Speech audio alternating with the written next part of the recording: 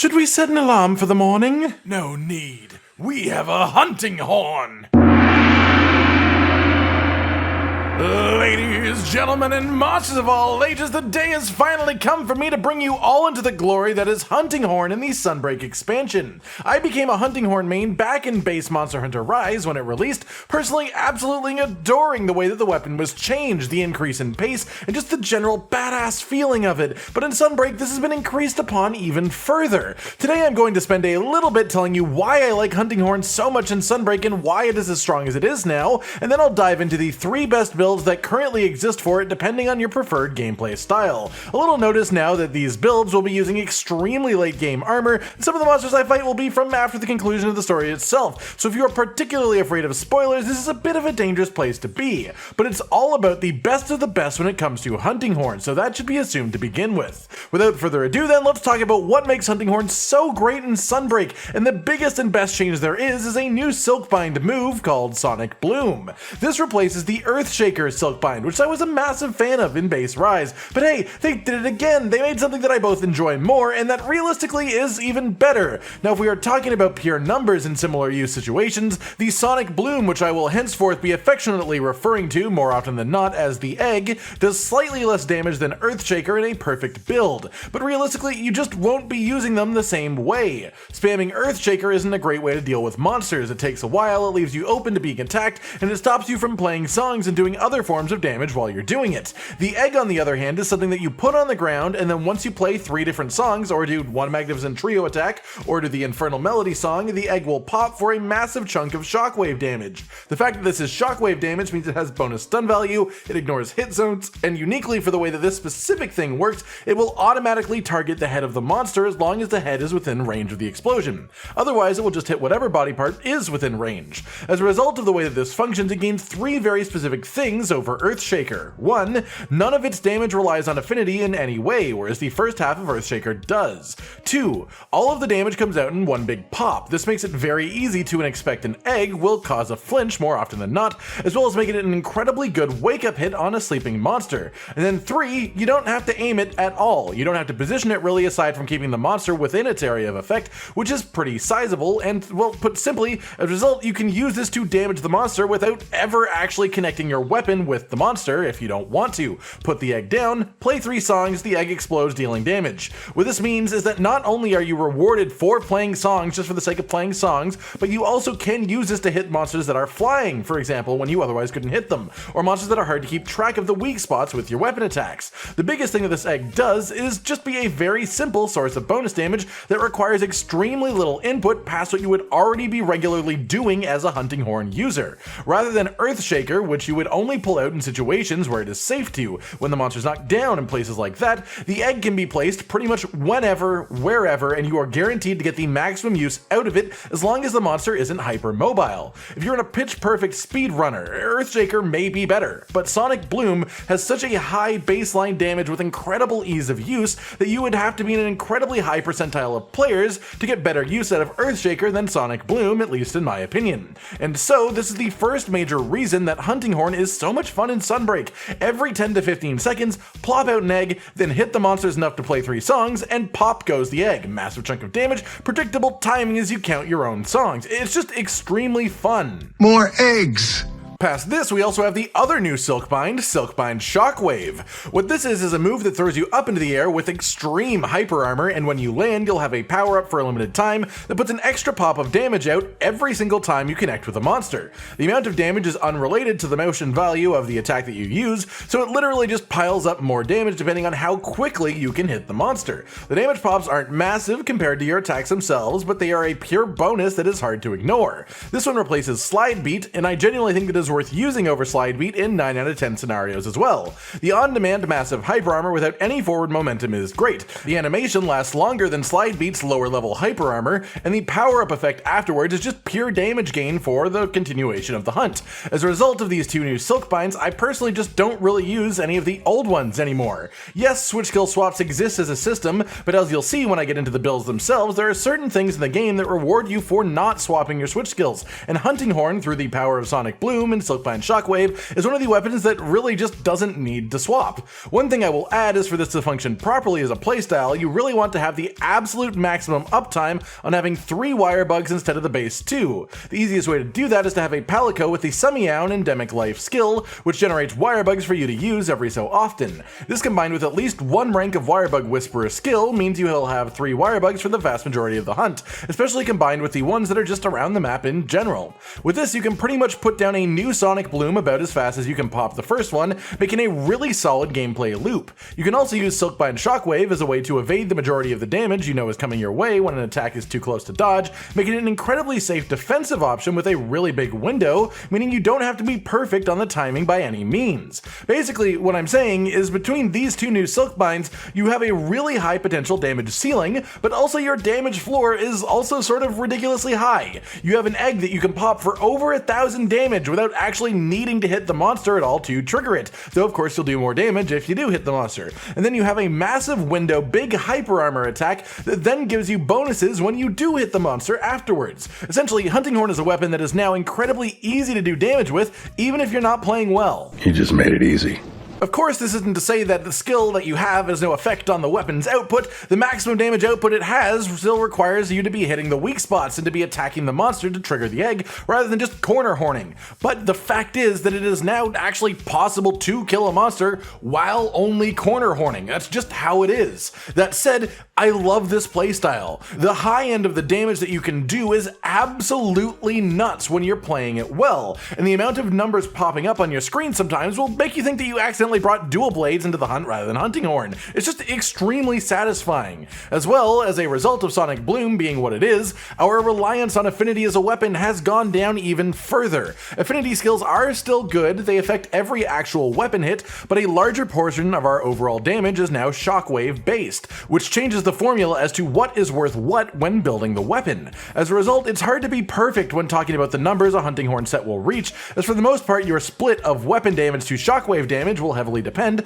on how you choose to swing the weapon at any given point in a hunt. But I would say in this playstyle in Sunbreak, it is anywhere from 40 to 50% of your overall damage that is now caused by shockwaves, which is absolutely massive to say that that isn't affected by affinity. All of this said, let's move on to some builds, shall we? I have 3 builds to present today, and they will go in a scale of ease to use to damage gain, meaning the first set will be the least damaging of the 3, but the least likely to get you killed as a result of using it as well. None of these builds have the talisman inbuilt into them, however I will be telling you the best kind of talisman that you can add on top to get the most value. Sound good? First things first, let's talk weapons. The vast majority of weapons at rarity 10 are actually viable depending on how you want to play, so realistically if you like the look of one over another, chances are it's good enough to use. Though for Hunting Horn specifically, you also have to consider the songs. If you do a lot of multiplayer hunting, sharpness songs become much stronger as they will have a massive effect on your hunting partners. Other than that though, the attack up song is just worth an extra 10% attack on any horn it is on,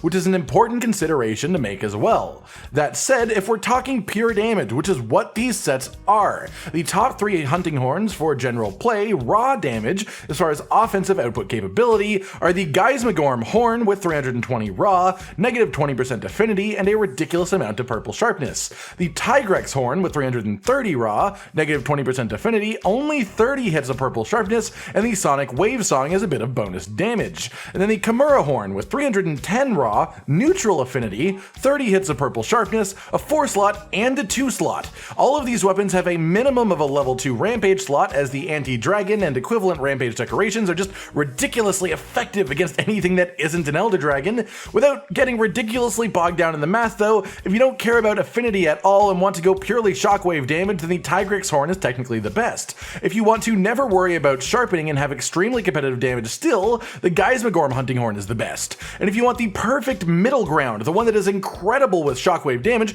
but also the highest potential weapon hit damage, it's the Kimura horn, and as a result, the overall best horn is, well, the Kimura horn. Moving on to the build as a whole then, the first build here I will be calling the normal set, as it is the most normal one here. Not requiring any particularly weird skills to make it function, the armor pieces involved are the Geismagorm helmet, chest, and waist, the Malzeno arms, and the can get legs. In here we put 3 critical boost decorations, 3 attack decorations, 1 expert decoration, 1 hard stun resist decoration, and 1 sonorous decoration, as well as 1 speed sharpening decoration. Your baseline for a talisman is anything that will give you the space to finish off speed sharpening, and ideally have multiple ranks of either attack or critical eye. Without counting talisman then, these skills as a whole are 7 attack boost, 3 resentment, 3 critical eye, 3 critical boost, 3 weakness exploit, 3 stun resistance, 3 chain crit, 1 horn maestro, 1 blight resistance, 1 speed sharpening, and 1 wirebug whisperer. The wirebug whisperer is pretty much required as this lets you hold a third wirebug 30% longer and enables the playstyle that we talked about earlier. The stun resistance is pretty much required due to our new hyper armor silkbind, as using a hyper armor move only to get stunned out of it sort of removes any point of using the move that way in the first place. Chain crit is an interesting addition in Sunbreak that gives you extra attack based on how rapidly you can hit your target, and Hunting Horn now hits fast enough to keep the maximum bonus of 15 attack pretty much constantly. Horn Maestro increases your shockwave damage itself by 10%, and the other skills are just standard damage skills. The math then as a whole adds up as such: 310 attack on the weapon itself, plus 10 for attack boost, plus 15 for resentment, which won't always be active but will have a reasonably high uptime, and plus 15 for chain crit, which again won't always be a full bonus but will have a reasonably high uptime as well. This adds up to 350. Then we move on to our multipliers, times 1.1 for attack boost, times 1.1 for the attack song on the Hunting Horn itself, times 1.39 as that is the modifier for purple sharpness, and then times 1.26 for our affinity with this build. A crit with full crit boost does 1.4 times damage, and we have 65% affinity, which means that our general damage will be 65% of 1.4 times higher, which means that our affinity as a whole makes our weapon damage hits 1.26 times higher. Thus, the effective raw of our weapon damage is 741.7. If you remove the affinity from the calculation and then instead multiply it by 1.1 because of the Horn Maestro skill, you instead work out the effective raw of our shockwave damage, which in this case is 647.5. Right now these may just sound like numbers, but once we get into the other builds you'll have a decent frame of comparison of exactly how much better or worse everything is. The next build then is where things start to get a little bit funky. What do you mean? Well, now we're going to be using 2 different unique monster skills to completely shift the playstyle here. The first is from the final boss armor, and it is called Dereliction. This skill makes a little bat float around you for a bit. If you stay on one switch skill scroll long enough, a second bat will then float around you, and then eventually a third. If you are on red scroll, you get an elemental damage bonus for each curio flying around you. If you're on blue scroll, you get a bonus to both attack and stun value for each curio floating around you. Thus, the blue scroll version of this effect is actually incredible for Hunting Horn. Weirdly enough, because of the way that all the other skills interact with each other and the way that it all adds up with our deco space, one rank of Dereliction is actually the ideal sweet spot, as it gives a beautiful plus 25 raw when all 3 bats are around you. The negative of this though is that Dereliction just constantly drains your health, slowly. However, the upside is that this means you will always have red health, meaning that Resentment stops being a sometimes active skill and becomes an always active skill. That said, the obvious negative to having your health constantly drained is,